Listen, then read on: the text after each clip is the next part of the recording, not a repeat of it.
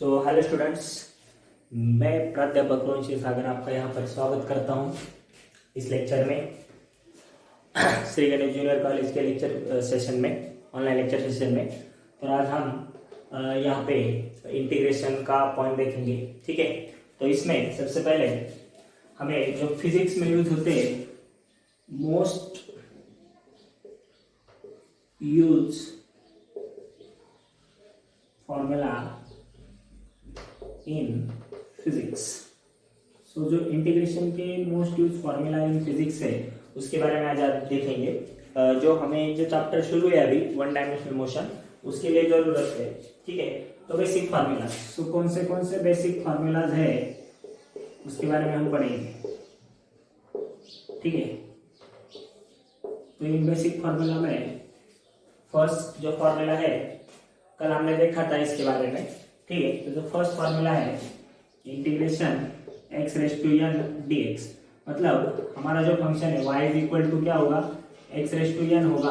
अगर इसका इंटीग्रेशन लेना है तो इंटीग्रेशन कैसे आएगा, x raise to n plus one upon n plus one plus c, ठीक है। तो इस तरीके से ये फार्मूला का हमें एप्लीकेशन देखना है, ठीक है।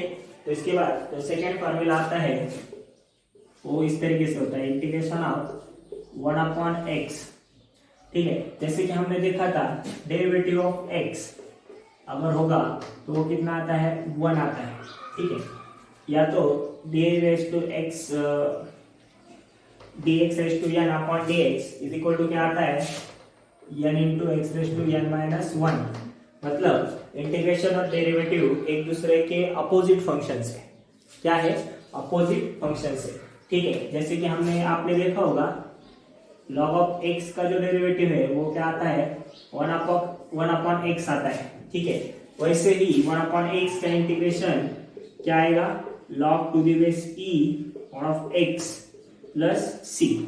तो इस तरीके से वन अपॉन एक्स का इंटीग्रेशन आता है और उसका जो अपोजिट फंक्शन है डेरिवेटिव और डिफरेंशिएशन, वो इस तरीके से एक दूसरे के एनालॉगस है, ठीक है। जैसे कि हमने देखा है इंटीग्रेशन में पावर इंक्रीज होता है और डेरिवेटिव में पावर डिक्रीज होता है, ठीक है। उसके बाद आता है नेक्स्ट फार्मूला, ठीक है। उसको हम बोलते हैं डेफिनाइट इंटीग्रल्स। क्या बोलते हैं, डेफिनाइट इंटीग्रल्स। तो ये हमें यूज करना है हमारे जो एक्सेलरेशन है, डिस्प्लेसमेंट है, वेलोसिटी है, उसके वेरिएशन के लिए फिक्स पाथ होता है उसका, क्या होता है, फिक्स। डेफिनाइट मतलब क्या है, अगर ए से बी तक हम जाएंगे तो उसके लिए जो फंक्शन होगा उसका डेरिवेटिव लेके उसे कैसे यूज करना है, इसके बारे में हम यहाँ पर देखेंगे। तो ठीक है, a to b x raise to n d x is equal to, अगर हम इसका लेना है तो कैसे लेंगे, x raise to n plus one upon n plus one and x changes from a to b, ठीक है। तो ये जो फार्मूला है, थर्ड फार्मूला, इसको हम एग्जांपल के साथ देखेंगे। तो इसका हम एग्जांपल सॉल्व कर लेते हैं तो आपको समझ में आ जाएगा। तो ठीक से देखिए आप। तो अगर यहाँ पर एक हम एग्जांपल लेते हैं, डिस्प्लेसमेंट फ्रॉम 3 to 2, अगर 3 मीटर 2 मीटर से 3 मीटर तक डिस्प्लेसमेंट होगी तो क्या आएगा उसका आंसर, सपोज, ठीक है। और पावर क्या होगा, x dx, इंटीग्रेशन ले रहे हैं, इज इक्वल टू, ठीक है। तो 2 से 3 तक हम डेफिनेटली जा रहे हैं, मतलब यहाँ पर वैल्यूज फिक्स है, इसीलिए इस फार्मूला को किस में गिना जाता है, डेफिनाइट इंटीग्रल्स में गिना जाता है। किस में गिना जाता है, definite. Definite means fix values, ठीक है। तो इंटीग्रेशन ले लिए पहले इसका, तो ये क्या आ जाएगा, x raise to 1 plus 1 upon 1 plus 1 and x changes from 2 to 3, ठीक है। तो अगर हम ये ले लेंगे एक्स स्क्वायर अपॉन 2, ये क्या आता है, 2 to 3, ठीक है। तो इसके साथ अच्छे से देख लीजिए आप। तो अपर लिमिट, अपर मतलब maximum value minus minimum value, upper मतलब ये, लोअर मतलब ये वाला, अपर लिमिट, क्योंकि ये लिमिट में पुट किया गया है, इसकी कोई अलग अलग वैल्यूज नहीं है, फिक्स वैल्यूज दी गई है। ये लोअर लिमिट है ठीक है, तो आप ठीक से देखिए, वैल्यूज पुट करता हूं मैं, 3² माइनस 2² ठीक है, तो ये क्या आ जाएगा, 9/2 माइनस 4/2, ये क्या आ जाएगा, 9 - 4/2 मतलब 5/2, ये आंसर आ जाएगा इसका। ठीक है, तो इस तरीके से हम ये डेफिनेट इंटीग्रल का फार्मूला अप्लाई कर सकते हैं और उसे सॉल्व कर सकते हैं, ये इंटीग्रेशन का पॉइंट।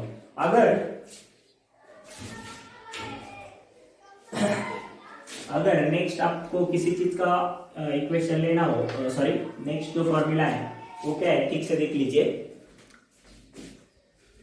हमारा जो नेक्स्ट फॉर्मूला है 4, वो है एक्सपोनेंशियल का, इंटीग्रेशन ऑफ e⁻x dx। हमने देखा था ddx of e⁻x is equal to क्या आता है, e⁻x आता है, एक्सपोनेंशियल भी वही आता है। तो सेम चीज यहां पर भी होती है, क्या होती है, e⁻x ही इंटीग्रेशन आता है प्लस c। ठीक है, c जो है हमने बताया था पहले ही आर्बिट्ररी कांस्टेंट है।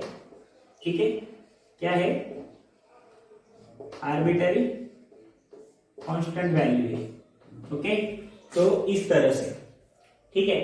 तो अगला जो फॉर्मूला है वो हमारे जो, अगर आपको ऐसा इंटीग्रेशन लेना है, कोई चीज नहीं होगी वहां पर, integration of dx is equal to, तो हमें कैसे सॉल्व करना है, कुछ बच्चे कंफ्यूज हो जाते हैं, कुछ नहीं दिया है तो क्या आएगा, तो अच्छी तरीके से हमें ये देखना है और आप सोच विचार करेंगे तो यहाँ पर 1 वैल्यू होती है। ठीक है, अगर कुछ नहीं होता तो वहां कोएफिशिएंट क्या होता है, 1। तो यहाँ पर हम ये लिख सकते हैं x⁻0 dx, मतलब x⁻0 मतलब क्या होता है, 1 होता है। ठीक है, अच्छे से देख लीजिए, तो ये क्या आ जाएगा, x⁻0 + 1 upon 0 + 1 + c is equal to क्या आ जाएगा, x + c।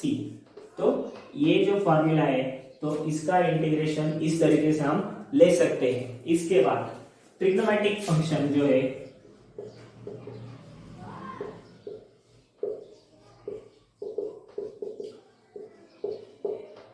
ट्रिग्नोमेट्रिक फंक्शन, इसके एक दो ही फंक्शन के बारे में, इंटीग्रेशन के बारे में मैं आपको यहाँ पर बताऊंगा, जो हमें जरूरी है यहाँ पर। तो सबसे पहले integration of sin x dx के बारे में। ठीक है, integration of sin x dx के बारे में। ठीक है, जब हम डेफिनेट इंटीग्रल ले रहे थे तो वो फिक्स वैल्यू होती है, इसलिए वहां पे आर्बिट्ररी कांस्टेंट को हमें ऐड नहीं करना है, मतलब c को ऐड नहीं करना है, किसमें, डेफिनेट इंटीग्रल्स में। ठीक है, sin x dx is equal to क्या आता है, minus cos x plus c। जैसे कि हमने देखा था डेरिवेटिव में, sin x का जो डेरिवेटिव है वो क्या आता है, cos x, और cos x का जो डेरिवेटिव है वो क्या आता है, माइनस sin x। वैसे ही इंटीग्रेशन में अपोजिट है, उल्टा है उसके। ठीक है, तो अच्छे से देख लीजिए। और integration of cos x dx जो आता है वो क्या आता है, sin of x plus c। तो ये कुछ जरूरत फॉर्मूले जो हमें इस चैप्टर में बहुत ही जरूरी है और हमें हर बार यूज करने हैं। तो कुछ एक इसके प्रॉब्लम्स हम यहाँ पर देख लेते हैं अच्छे से। तो कुछ प्रॉब्लम यहाँ पर हम सॉल्व करते हैं, अच्छे से देख लीजिए आप। तो पहला प्रॉब्लम जो है, मैं बेसिक फर्स्ट फार्मूला पे सॉल्व करूंगा।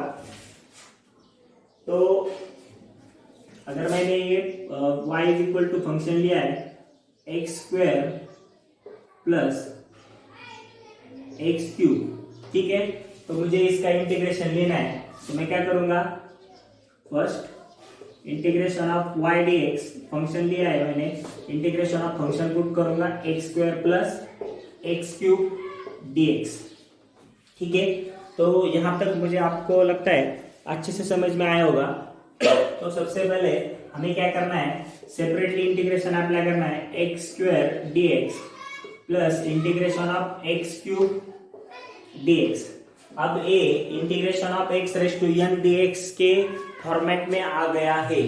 कौन से फॉर्मेट में, फॉर्मेट हमारा जो पहला फॉर्मूला था वो, integration of x raise to n dx कैसे लिखते हैं हम, x raise to n plus 1 upon n plus 1 plus c। ठीक है, तो उस तरीके से ये क्या आ जाएगा, x raise to 2 plus 1 upon 2 plus 1 plus x raise to 3 plus 1 upon 3 plus 1 plus c।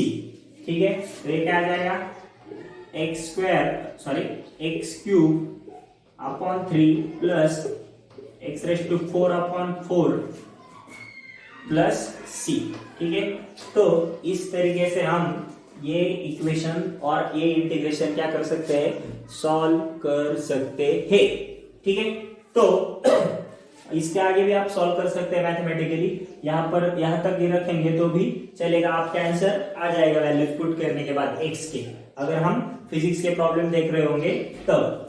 ठीक है, अगर ऐसे ही डेफिनेट इंटीग्रल का कोई प्रॉब्लम दिया होगा, इस चीज का डेफिनेट इंटीग्रल्स का, तो कैसे करेंगे हम, तो अगर y is equal to 2x square plus x, ये अगर प्रॉब्लम दिया गया होगा, ठीक है, और इट वेरीज फ्रॉम 0 to 2, 0 से 2 तक वेरी होता होगा, तो x की वैल्यू इनिशियली क्या होगी, 0 होगी, x1 0 होगा और x2 क्या होगा, 2 होगा। इसका इंटीग्रेशन लेना है, तो क्या करेंगे हम, ठीक है, तो integration of this function, integration of y dx is equal to integration 0 to 2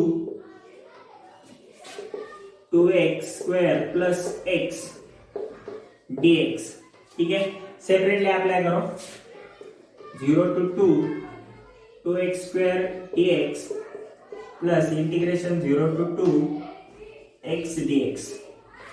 ठीक है, अब हम वैल्यू पुट करते हैं, 2 आउटसाइड को आ जाएगा, कांस्टेंट है, ये आ जाएगा इंटीग्रेशन, डायरेक्टली ले लूं मैं, डायरेक्टली लेता हूं, x क्यूब बाय 3 प्लस ये क्या आ जाएगा, इट वेरीज फ्रॉम 0 to 2, ये आ जाएगा x square by 2 0 to 2 plus c, इस तरह से। ठीक है, हम वैल्यूज पुट कर लेंगे, तो वैल्यूज पुट करने के बाद क्या आ जाएगा, 2 का क्यूब अपॉन 3 माइनस 0 का क्यूब अपॉन 3, सेम इस ब्रैकेट के लिए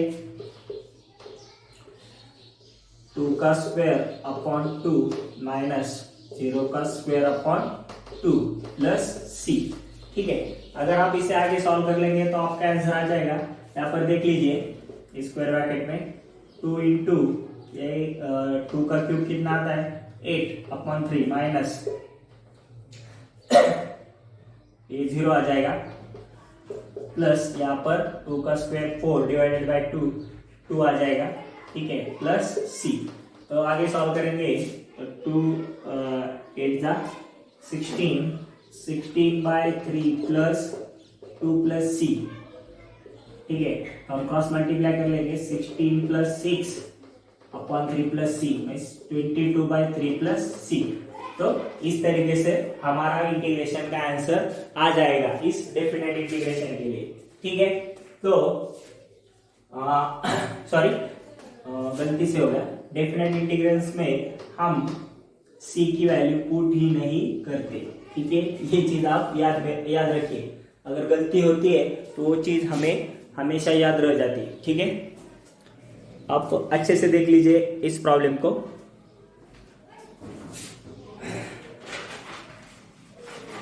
तो इस तरीके से कुछ चुनिंदा प्रॉब्लम्स हमने यहाँ पर देखे, तो आपको ये अच्छे से रिमेम्बर करने। इसके बाद क्या करिए, नेक्स्ट जो पॉइंट है वो हम देखेंगे, और नेक्स्ट पॉइंट कौन सा है, हमारा जो नेक्स्ट पॉइंट है वो है एक्सेलरेशन। तो जैसे कि हमने पहले देखा था डिस्प्लेसमेंट,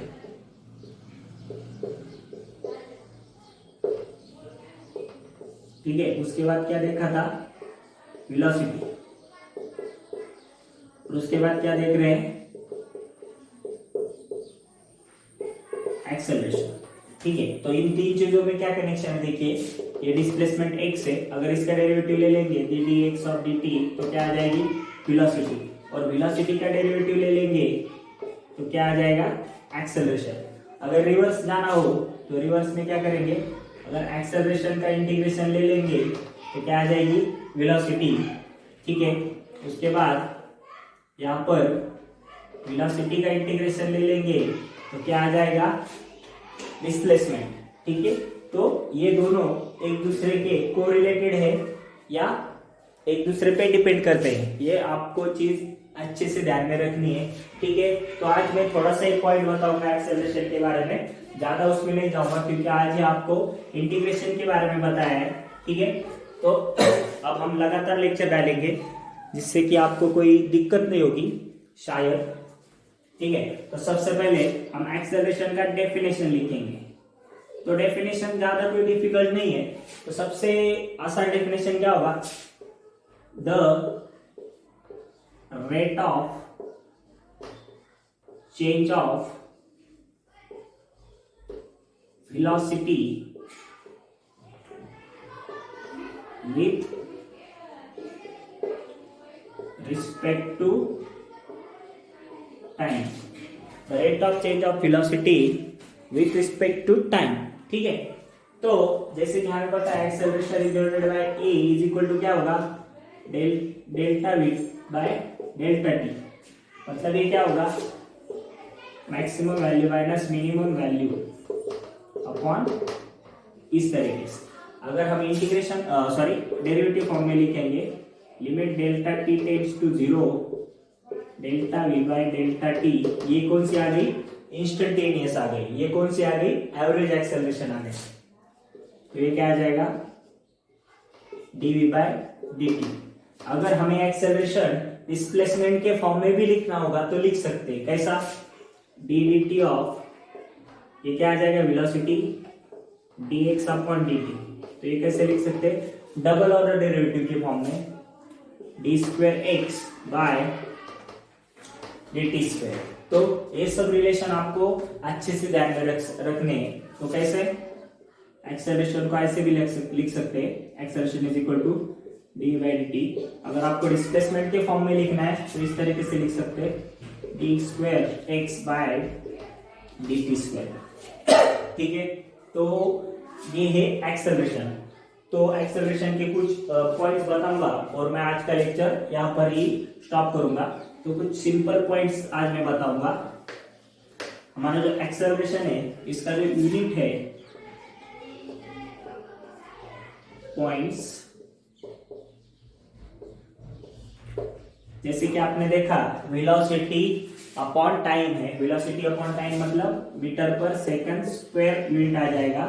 ठीक है, एक्सेलरेशन का ये होगा एसआई यूनिट। अगर सीजीएस में लिखना है तो सेंटीमीटर पर सेकंड स्क्वायर सीजीएस यूनिट।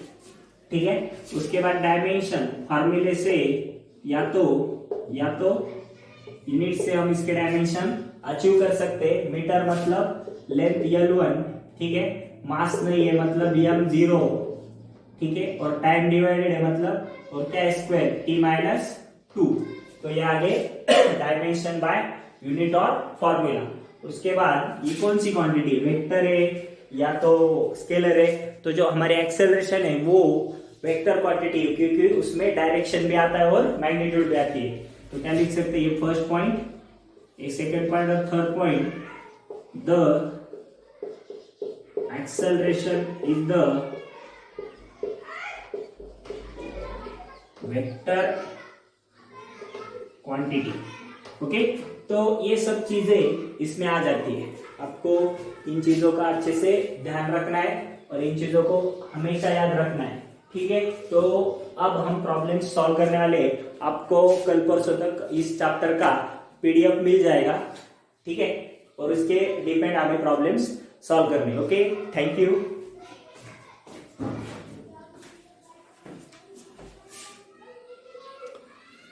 और आपको क्या करना है, ये वीडियो ज्यादा से ज्यादा शेयर, लाइक और इस पे कमेंट्स करने हैं जिससे कि मुझे भी लगे कि आपको वीडियो पसंद आ रहे ना पसंद आ रहे, जो भी हो वो चीज आपको करनी है जिससे कि मुझे पता चलेगा कि मुझे क्या करना चाहिए और क्या नहीं। वीडियो में ज्यादा से ज्यादा कैसे अच्छा बनाऊं, इन चीजों का भी आप मुझे मैसेज करके बता सकते हैं कि सर आप ऐसा कीजिए वैसा कीजिए, ठीक है। तो मैं उन चीजों को इसमें इम्प्लीमेंट करता जाऊंगा, ठीक है। तो मैं आप सबका धन्यवाद मानता हूँ अब तक जो आपने मुझे सपोर्ट किया है, ठीक है। तो आज से मैं अगर हिंदी में लेक्चर लूँ या नहीं, इसके बारे में आप मुझे मैसेज करके बता सकते हैं। और कल से मैं आपको कॉल करने वाला हूँ कि आपका स्टडी कैसे चल रहा है, तो उसका भी रिस्पॉन्स आप मुझे दे सकते हैं। या तो आप व्हाट्सअप करके मुझे बताइए सर ये नंबर हमारा चालू है, इस पे आप कॉल कर दीजिए, ठीक है। Thank you. मैं आरके फिजिक्स चैनल और हमारे श्री गणेश जूनियर कॉलेज की तरफ से आप सबका धन्यवाद मानता हूँ। और आपको रेगुलर सबको स्टडी करना है, कुछ ही बच्चे होमवर्क भेज रहे हैं, पूरा वीडियो देखना है और होमवर्क सेंड करना है, ठीक है। ये आपका सब नोट, आपका सबका नोट किया जा रहा है एक डायरी में, वो नाम जो होमवर्क भेज रहे हैं वो बच्चे, ठीक है। Thank you.